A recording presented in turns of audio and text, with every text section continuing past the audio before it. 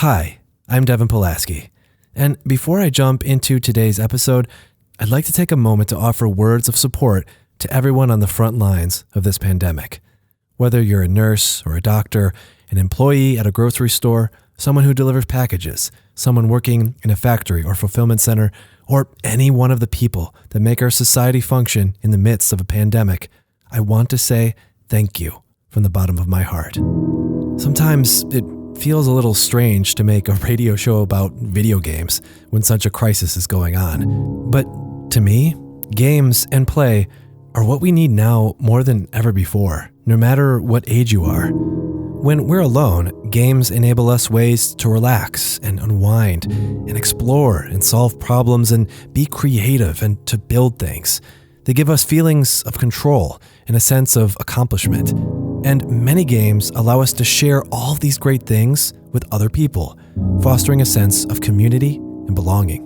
Most of us can't be physically together right now, and while nothing can truly replace that, you can come pretty darn close in the virtual spaces found in many games. One of my goals with this show is to help introduce a world of games to people who don't know much about them or who aren't yet convinced that games are a source for good. But everyone is different, and even when I make recommendations for games to play on this show, they might not quite be the right choice for everyone. So if you're looking for something to play right now, reach out to me and I'll find you the perfect game. Just tell me what kinds of things you like to do or are interested in, as well as what kind of technology you have. And also let me know what experiences you have with games, whether you play them all the time or not at all, or maybe you did when you were younger but haven't in decades. Or maybe you just play a few games on your phone, things like that. Also, do you have a game console? Or what about a phone or tablet, and what kind? What about a computer? Are you looking to play something on your own, or something that will be fun in a group? Any details you can give me will help me pick out the right thing for you. Just go to thecuriousgamer.org and hit the contact button and write me a note. I promise I'll get back to you really quick. Again, that's thecuriousgamer.org. All right, let's start the episode.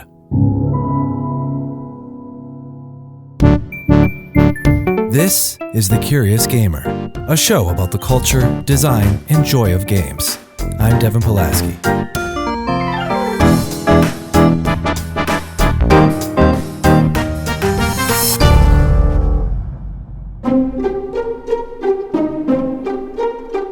Fantasy. It's something many of us yearn for in normal times. But in troubled times, caused by a pandemic, many of us find fantasy essential. Fantasy, in all its strangeness and absurdities, enables us a way to escape anything that ails us. The fear of uncertainty, the confines of our homes, the anxiety of getting sick, or the economic collapse of our society. Naturally, I like to take refuge inside the fantasies found in video games. But out of the hundreds, maybe thousands of video games I've played over the decades, there's one world that I return to and that has inspired me more than almost any other. This is a special game, not just to me, but to millions of people around the world. I'm talking about Final Fantasy VII.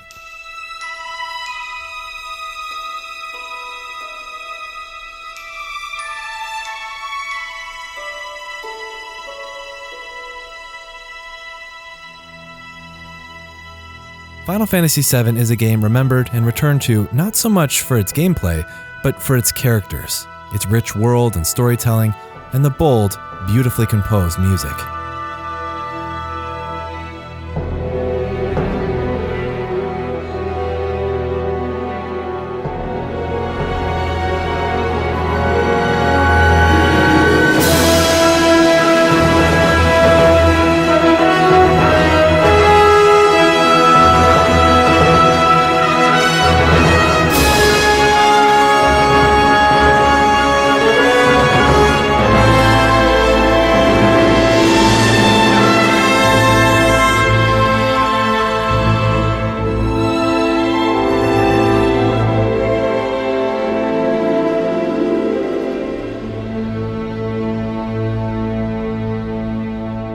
I play Final Fantasy VII almost every other year, and have done so since I was very young. But right now is a particularly special time to revisit Final Fantasy VII. On April 10th, 2020, 23 years after the game's initial release, a complete overhaul of the original game made its debut, a project fittingly titled Final Fantasy VII Remake. The world of the original game has been reimagined using today's cutting-edge game production techniques, and it expands upon the original game with new ideas, stories, and characters, and it's informed by decades of evolution in game design. It's such a massive project that it has been split into multiple games. This first game only covers what was the first few hours of the original game, but stretches that experience into roughly 40 to 60 hours of playtime.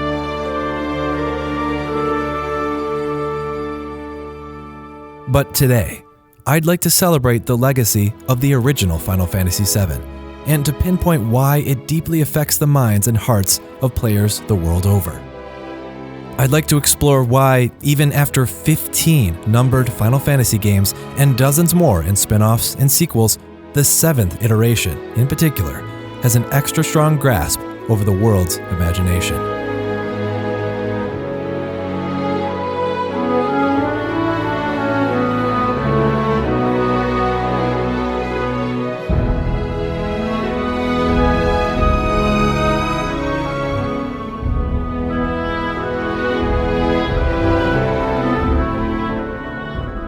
Typically, my goal with this show is to share games that anyone could enjoy, games that are accessible even if you don't regularly play games.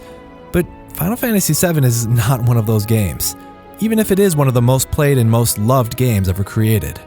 There are certain aspects to the game that make it too technical or simply outside the comfort zone for many people. Nevertheless, I think it's worth sharing titles that have forever shifted the landscape of games. Just like with films, books, and music, understanding the landmark artwork created in the years before can inform the works of today and in the future. And look, I'll be straight with you. This episode is a bit of a rambling mess, kind of like my first episode where I talked about Sonic the Hedgehog for way too long. I know, it's more enjoyable to listen to a concise, well-edited thing than a long rambling thing, but let's be honest, you already have your headphones or smart speaker on and you're doing the dishes or folding laundry or something. Plus, you're probably sheltering in place, so it's not like you're doing anything else. Trust me, the next episode I have planned will be much more focused. All right, buckle up, friends. It's time to get deep in the weeds. The year is 1997. The latest in the beloved series of Final Fantasy games has just been released for a new console called the Sony PlayStation.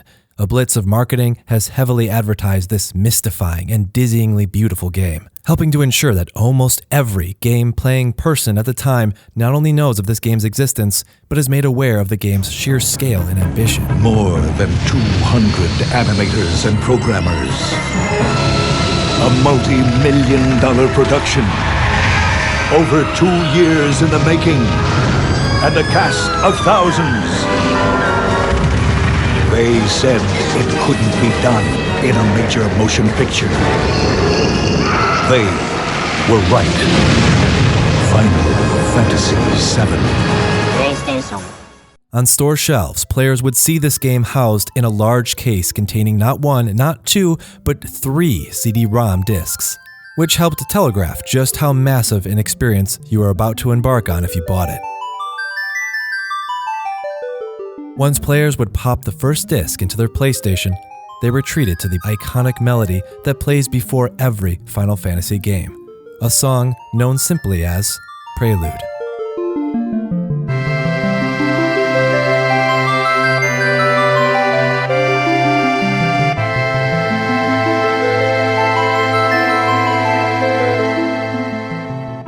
This song, and all the music of every Final Fantasy to this point, was composed by Nobuo Uematsu. This man is one of my heroes. Uematsu's songs are etched into my very soul. The melodies he's composed over decades of games are always rich with raw energy and heart-wrenching emotion. For many years now, the music of Final Fantasy is played annually by live orchestras in cities across the world, and I was fortunate to see him perform in person once before. Uematsu's music has and will forever inform how I compose my own songs.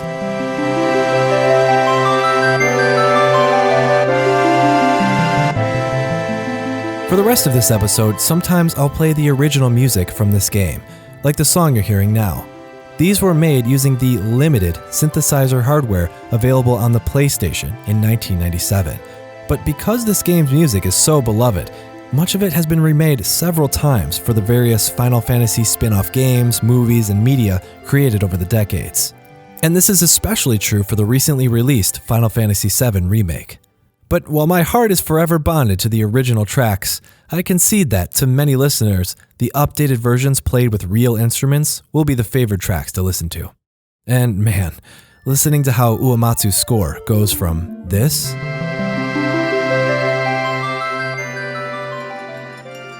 to this.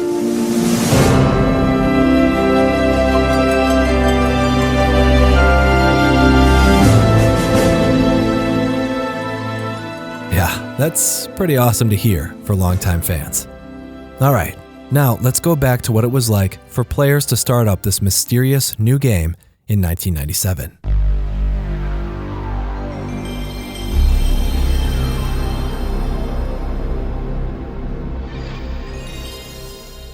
Players get to the main menu and select New Game. The screen goes dark. Stars appear. The camera bobbing left to right strangely, while a droning sound is heard in the background. Then, stars turn into green mist. Suddenly, the face of a young woman appears. The 3D graphics rendering her image are unlike anything seen before in a game. She's crouched over something in the alleyway. She stands, walking towards the main city street as the camera cinematically pulls back. Suddenly, a car cuts the woman off, and a flurry of traffic and pedestrians crowd the view. The camera soars farther and farther away to reveal an industrial metropolis. A gargantuan tower at the center of the city zooms past your view. The camera finally slows its ascent, revealing an awe-inspiring city. The Final Fantasy VII logo flashes on screen, but then the camera begins moving once more, slowly returning to the ground level. Suddenly there are film-like jump cuts that show a speeding train.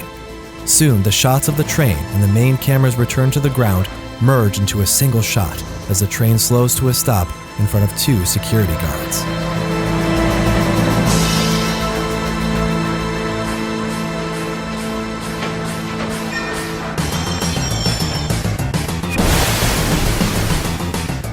Suddenly, a man jumps off the train. A guard rushes in to subdue them, but the man throws him over his shoulder, slamming the guard to the ground.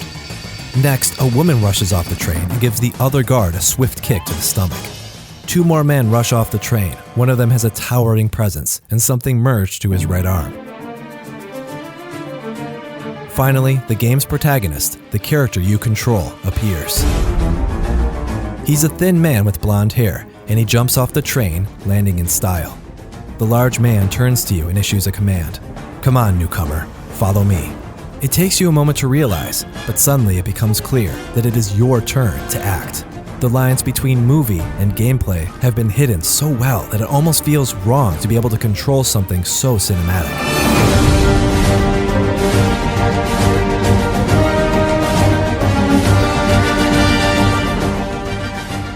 With that, the roller coaster that is Final Fantasy VII is off and running. This opening sequence of Final Fantasy VII demonstrates the confidence of the creator's vision and direction throughout the game's production. But it took a decade of lessons learned over 6 previous games to get to this point.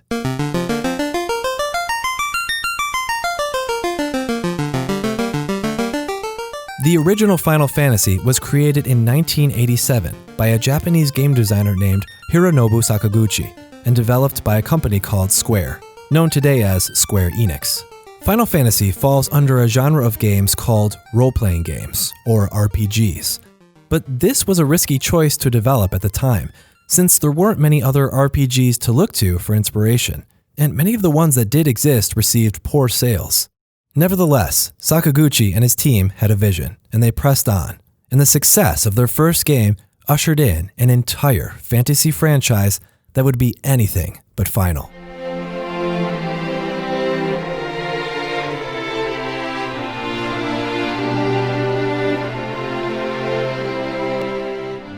A popular myth is that the name Final Fantasy was chosen because, well, if the game failed, Square would be in such dire straits that the company would have to close. Sakaguchi confirmed the real reason a few years ago. He said the team wanted the game to have the English abbreviation of FF, which would translate to the pleasing-sounding FUFU in Japanese. This Roman numeral-style spelling would carry on throughout the rest of the series, like Final Fantasy VII being abbreviated to FFVII, or the 15th game abbreviated to FFXV, and so on. The first Final Fantasy was released on the Nintendo Entertainment System, or NES, to critical and commercial success in Japan in 1987. It was then localized and released in North America in 1990.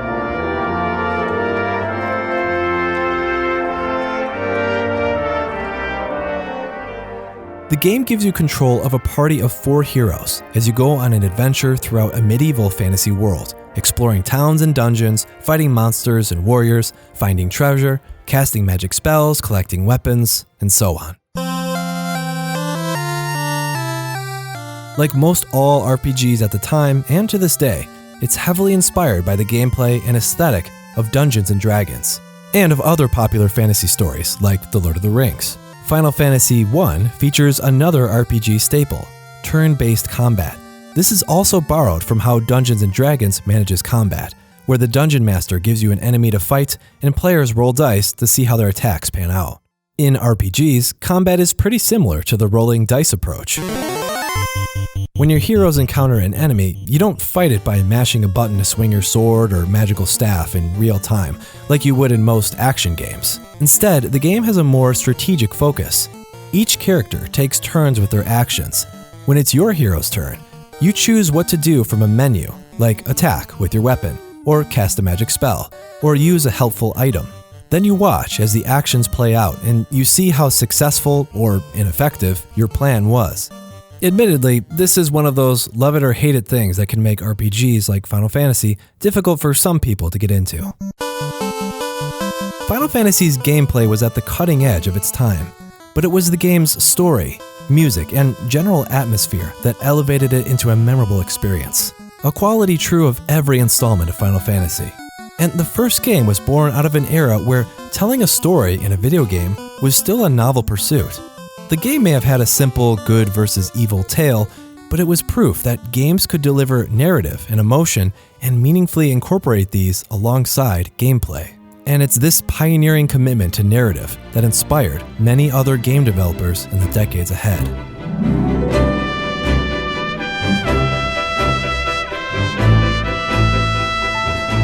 Riding the high of the first game, Square went on to develop Final Fantasy II and III, which were also released on the NES, each game adding new wrinkles to the established formula.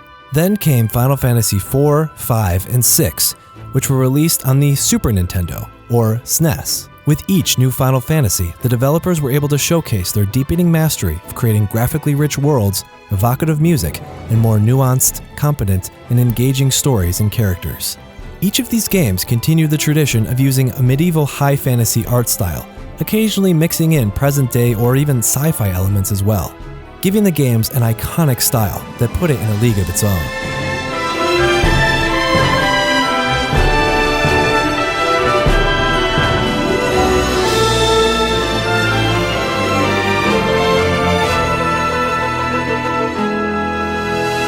And here's something that often surprises people.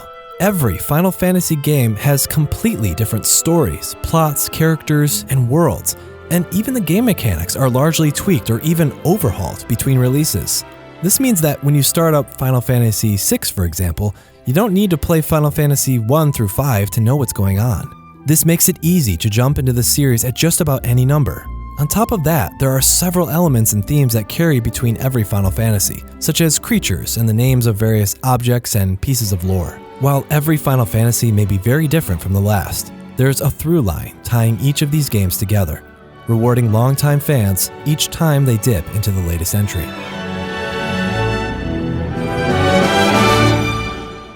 The sixth installment of Final Fantasy in particular was considered a major step forward for all of video games, firmly cementing the series as one of the most important in the entire medium. And at the time, it was hard for anyone to imagine how the team could take this series any further.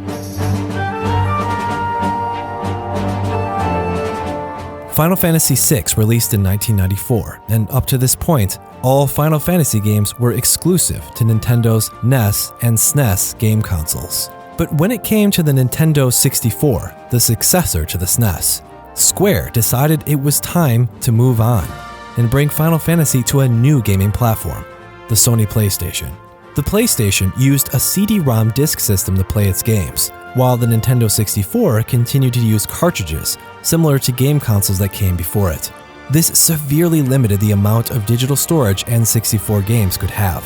Square knew that in order to outdo their work on Final Fantasy VI, their next game would have to reach beyond anything attempted before, meaning there could be no compromises on the hardware. And Sony, eager to make a name for themselves among the established gaming giants of Nintendo and Sega, needed a blockbuster hit game to prove that they were a serious threat. The team at Square wanted to harness cinema-quality visuals made with cutting-edge CGI and create a game world that was bursting with so many details that players would have to spend hundreds of hours to uncover them all. And since the technology powering this new game was revolutionary, the team decided to also go in bold new directions with their stories and characters, this time ditching the high fantasy medieval aesthetic in favor of something more modern. For 3 years, the team poured their heart and soul into their creation, and even before their work on the game was complete, the team knew that what they were making was a work of seismic importance to the entire medium of interactive entertainment.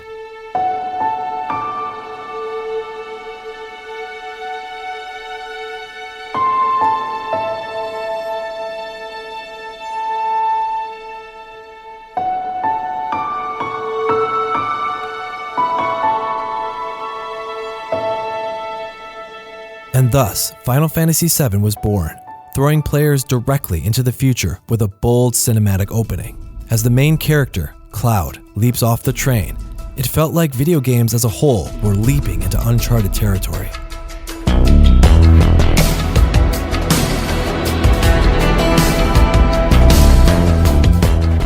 Since visuals are such an important aspect of this game, let me paint a clear picture of what it actually looks like.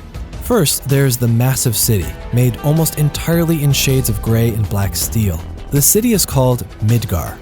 It looks a little bit like any major city on present-day Earth, but peppered with elements that make it seem at once a little futuristic, but also a little old-fashioned, a style meant to enhance the themes of the game's story. The city layout of Midgard is shaped like a giant pizza. Each district is like a slice of the pizza, tied together by the gargantuan, ominous tower at the center. At the outer ring of Midgard are various factory-like spires. Each of them is spewing some sort of industrial, smoky byproduct. Then there are the characters. First, the protagonist, a young man named Cloud Strife. Cloud has impossibly styled spiky blonde hair. He's seen wearing a sleek, dark, bluish-purple military garb. And while he's a pretty thin guy, he can effortlessly wield a comically large blade called the Buster Sword. On the game's box, Cloud is seen staring down Midgard, his hand at the ready on his sword. It is as if he's ready to take on the entire city itself. Final Fantasy VII, as many video games are, has a target audience of young men, and one of its primary ways of accomplishing this goal is to highlight its promise of adrenaline-pumping action, like that of a Hollywood blockbuster. I played the game a few years after it came out when I was 11 years old. It didn't take much to catch my interest at that age. Cool-looking guy with a sword? Sure, sign me up. But past this low-hanging fruit is a game with far more interesting themes and ideas. Final Fantasy VII can take you around 40 to 60 hours to complete just the main story, and it's filled with numerous complicated, often convoluted plot points. Rather than explain it all, let me just give you some compelling highlights from the introduction.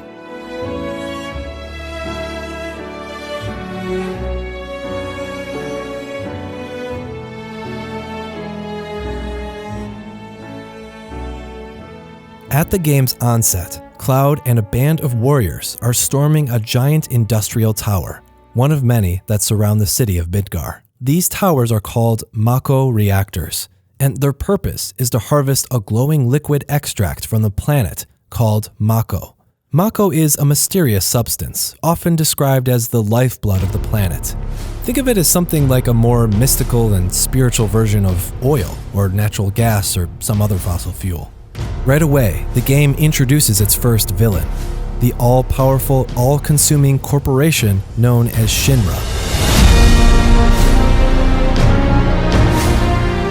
See, Shinra has figured out a way to harvest Mako from the planet and turn it into a plentiful energy source.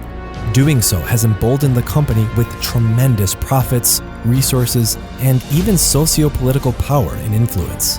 Shinra used their wealth to build Midgard, the largest city on the planet, and to run the city as a company, a government, and even a military. Shinra's power extends outward to most every other city on the planet, where the company has erected various Mako Reactors and other infrastructure beneficial to the company. In doing so, they've not only exploited the planet's most precious resource, they've also put the planet in considerable danger.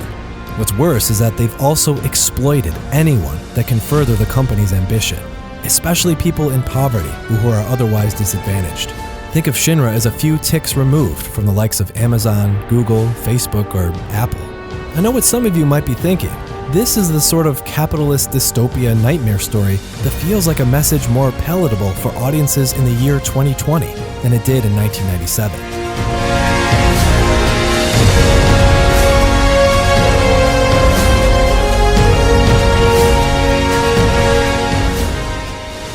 That brings us back to our heroes. The protagonist, Cloud, is a mercenary hired by a group called Avalanche. Avalanche is headed up by a hulking man named Barrett. Barrett curiously has half of his right arm missing, and it's been replaced with a little Gatling gun. Barrett has a burning hatred for Shinra, so you can guess where he spends most of his time pointing his gun arm. Barrett and his Avalanche team have a simple mission: infiltrate Mako Reactors, plant a bomb, and blow them to smithereens. By doing this, they believe they're helping to save the planet. Since Mako is the planet's lifeblood, the more Shinra takes, the more harm is done to the planet. With controller in hand, you guide Cloud through the depths of the first Mako Reactor.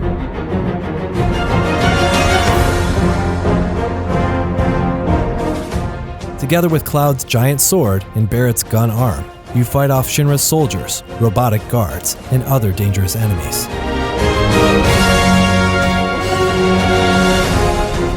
Another tool at your disposal are glowing magical orbs called materia. When one of your characters holds these, they can cast useful magic, like fireballs and lightning bolts, or a spell that heals you when you take too much damage. Despite being frequently thrown into battle, there isn't non-stop action. A lot of chatter occurs as you make your way through the bowels of the reactor, and you quickly learn about each member of your team. Barrett constantly barks orders at you, often showing his skepticism of Cloud and his abilities, and makes frequent reference to the fact that Cloud was once a member of Shinra's military. Cloud, on the other hand, plays the cool, collected, tough guy approach, shrugging off Barrett's commands with sarcasm and indifference. While Barrett and the other Avalanche crew talk about how important their mission is to saving the planet, Cloud gives the same blank statement. I don't care about you guys, and I don't care about the planet. I'm just here for the money.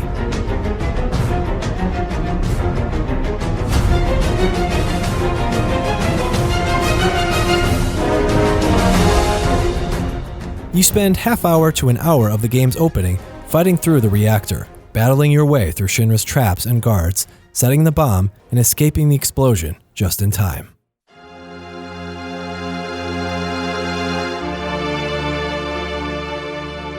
Your crew regroups and reflects on what they've done, how they hope that what they did made a difference, and how killing many people, even innocent ones, is the tough pill they'll have to swallow for the greater good of saving the planet.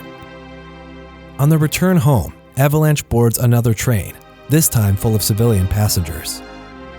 They try to blend in as normal citizens, listening in to talk about the explosion.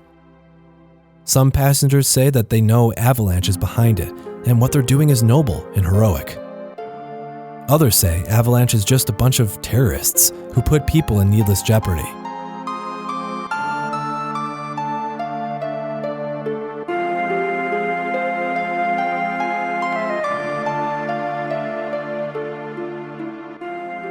When I was 11 years old, I didn't pick up on how Final Fantasy VII is a game with blatant commentary on eco-terrorism and the dangers of unchecked capitalism. I mean, I was just here for the cool guy with a sword and the fun and stylish battles and the incredible graphics and music.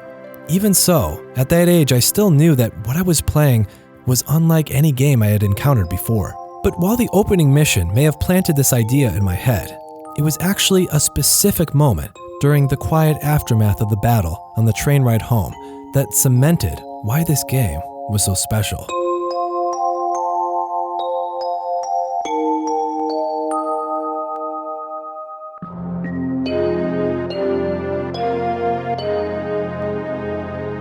Remember when I said that the city of Midgard is like a pizza? It's actually more like two pizzas stacked on top of each other. As the city got bigger, Shinra built a top layer plate over the bottom layer of the city. So while the Avalanche crew waits in one of the train cabins, Cloud looks out the window and comments on how unsettling it is to see a city in the sky, referencing the top plate.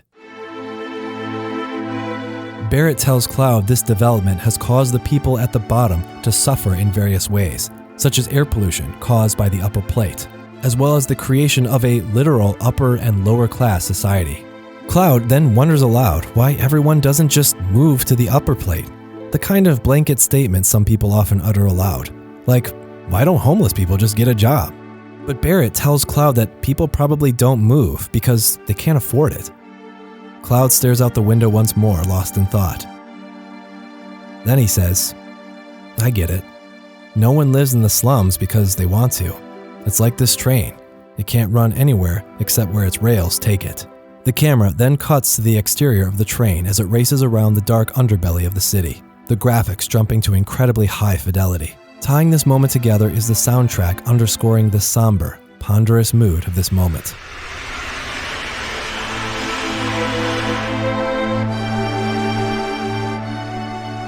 It was this scene, the quiet yet cinematic moment of melancholy reflection, and not the bombastic battle of the beginning, that truly captured my imagination. I suddenly realized that this wasn't some cookie-cutter fairy tale fantasy quest where you slay a dragon and save a castle. These were people fighting an oppressive corporation, one that profits from a natural resource, endangers the planet, and exploits the disadvantaged. These heroes were stuck in a city where the rich get to reside in the safe part of town, while everyone too poor or unfortunate were stuck in the polluted and dangerous place below. And the characters you were playing weren't knights in shining armor. They all had selfish ambitions and argued with each other. They blew things up in the name of the greater good, but in doing so took countless lives, blurring the lines between good and evil. Barrett had a sailor mouth, regularly cursing out everyone, while Cloud clearly had some sort of shady past. The urge to while the hours away and unravel the threads of this game's world is irresistible, and at this point, less than 1% of the game's content has been seen thus far. Each pizza slice-shaped neighborhood of Midgard doesn't have a name. They're simply called Sector 1, Sector 2, etc., further illustrating Shinra's autocratic approach to the populace it governs.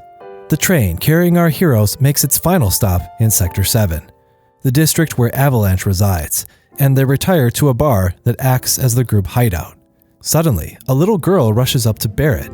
In an unexpected twist, the grumpy man with a gun for an arm joyously emotes and picks her up, twirls her around, and puts her on his shoulders. Turns out this girl is his daughter, Marlene. Then we meet the third main character of the game, a woman named Tifa. Tifa and Cloud are childhood friends, and she's the one that signed Cloud onto Avalanche's cause when he makes an unexpected stop in Midgard. Tifa and Cloud share a moment alone, but the following scenes raise questions of the nature of their relationship, whether they were once lovers or simply childhood friends.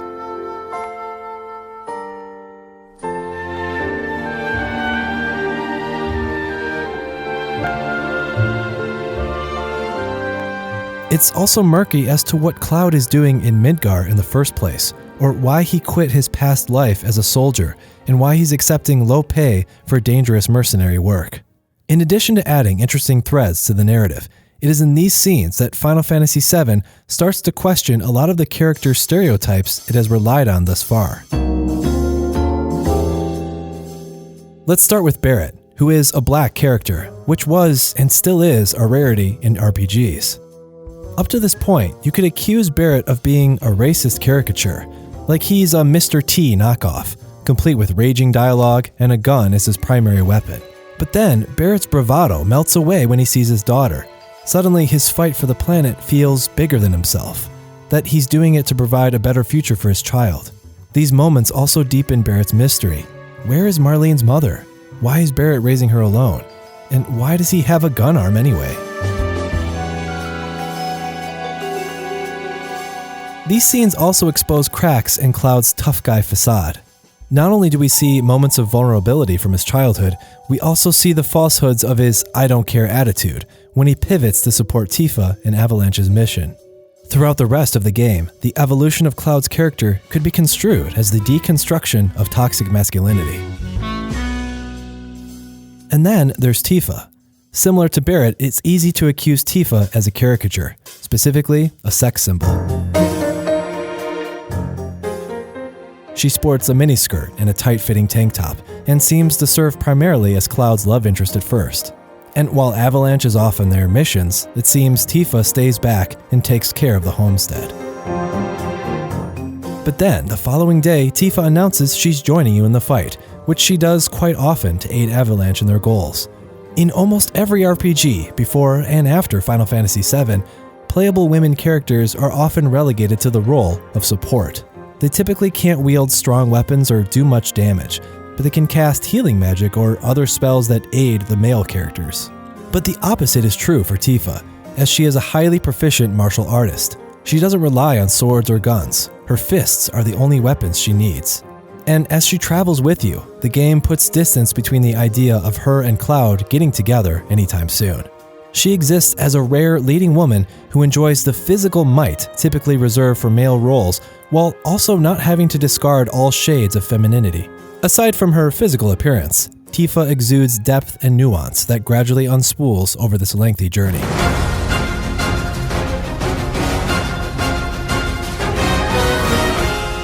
With Tifa on your team, you now have a party of 3. The game does not suggest that one character is stronger than the other. You can make Tifa fight on the front lines, while Cloud and Barrett hang back with supportive magic. Or you can go for a balanced approach, distributing the roles of attack and support evenly between the 3. As a player, it's up to you to decide what roles they should play in the fights ahead. Thus is the delicate balance between the game's predetermined story and the nuances of player agency over this narrative. And this balance is the glue that keeps the player deeply engaged over dozens of hours in this adventure.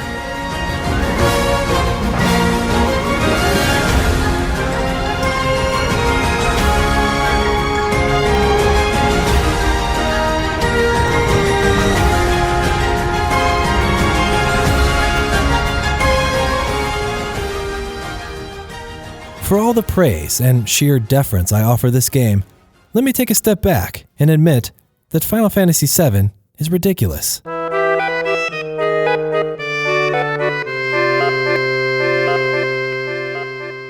It makes this known even before you pick up the controller, with its box art of an anime-styled pretty boy carrying a comically huge sword and who teams up with a guy who has a gun for an arm. As if I needed more evidence, let me summarize the next 6 to 8 hours of the game. First, you blow up another reactor, then Cloud is separated during the explosion. Then you meet a woman named Aerith, who's the next main character in the game. She's on the run from Shinra's version of the CIA, so you go on to explore the slums of Midgard. You get sucked into an intense red light district, you dress Cloud up as a woman, and help overthrow the local crime lord. You battle monsters in a sewer, and you witness how Shinra demolishes an entire section of their city in order to crush Avalanche, while also using their control over the media to turn this moment into propaganda against Avalanche. But it doesn't stop there. Next, you storm 70 floors of Shinra's headquarters. You discover the president of Shinra is murdered by a guy who carries his own comically large sword. You fight the president's son, who just took over the company. You meet a talking lion, and then you learn that Shinra is attempting to use an alien life form to run crazy experiments, and that Aerith is actually part of a near-extinct human-like race. All of this culminates in an epic motorcycle chase where you escape the city. Phew! And if that wasn't enough of a roller coaster, suddenly you realize that when you escape Midgard, that wasn't the end of the game, but simply the end of the game's first chapter. For the next 40 to 60 hours, your quest turns into a globe-trotting adventure where you're trying to stop a man who becomes a demigod and who threatens to destroy the entire planet after he summons a giant meteor to crash into it. Also, while I've talked much about how this game was a major step forward in video game graphics, the game looks positively archaic by today's standards. Your characters look like stiff action figures in cutscenes and in battle, and the character models used when you're simply walking around look almost like Lego characters with blocky appendages and static expressions.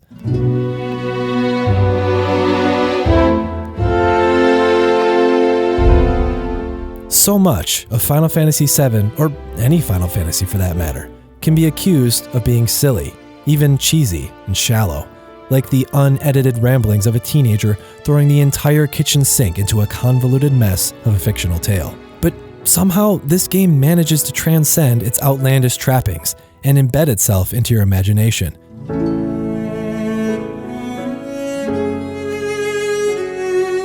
The game does this, for starters, by enveloping you with luxurious scenery that, even if it comes off as ridiculous, is nonetheless awe-inspiring because of how no other game looks quite as amazing. Once it has your attention, it hooks you with an infectious soundtrack. Then it throws you into the world as an active participant, giving you tools and abilities that are bursting with creative energy, asking you to give up your disbelief and join the fight.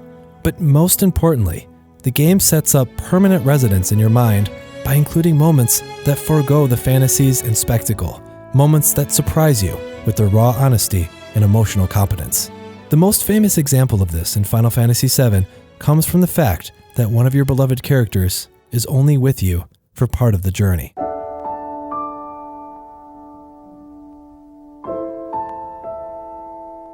At the conclusion of the first disc of Final Fantasy VII, someone very dear to your team is tragically murdered. The game spends dozens of hours carefully bonding you to this person, making them effortlessly likable, only to take them away. This character is not magically brought back to life later in the tale. They are gone for good.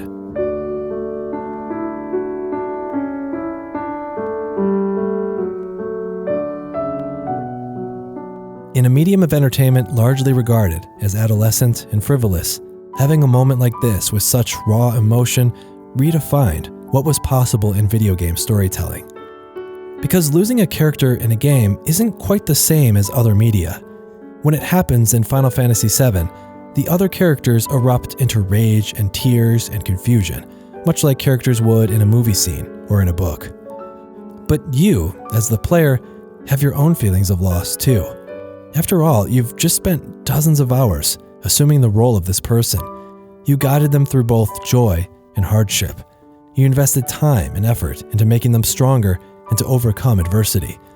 When this person is gone, it not only impacts your experience with the narrative, but also your experience as a player, as an active participant in this world. After this person is gone, your goal to finish Final Fantasy VII becomes personal.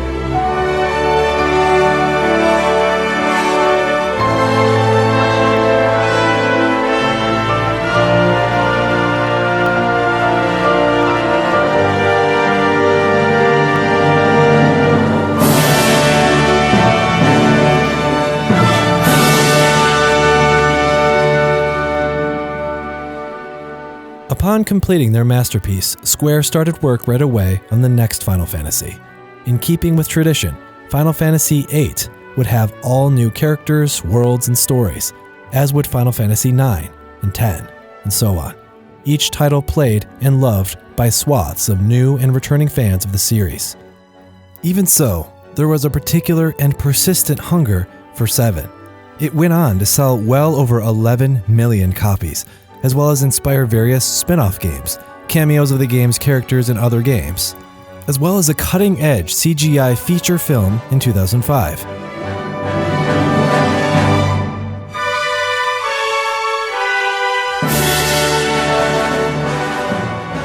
And now, 23 years later, the game has received the first chapter of a true reimagining of the original tale in the form of Final Fantasy VII Remake, which has already received near universal critical praise.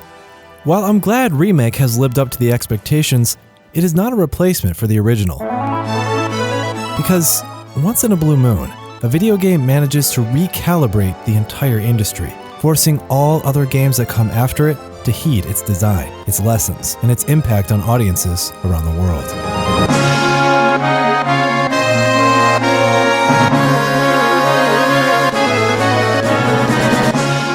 Final Fantasy VII is one of those games, forever shaping our expectations of a game's narrative, its cinematic ambitions, its ability to captivate through image and sound, and, most importantly, to enable us to inhabit a fantasy where we play compelling roles, where the story moves forward only when we take up the controller and make it so.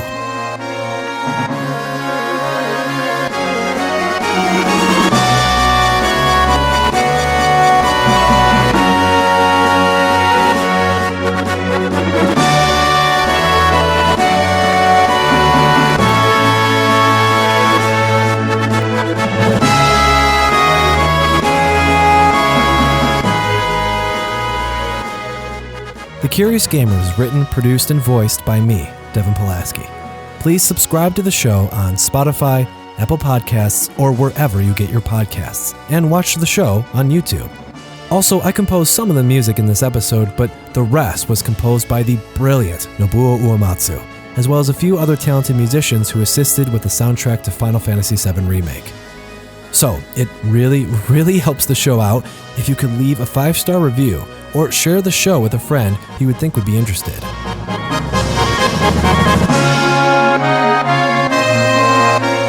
You can do this and learn more about the show at thecuriousgamer.org.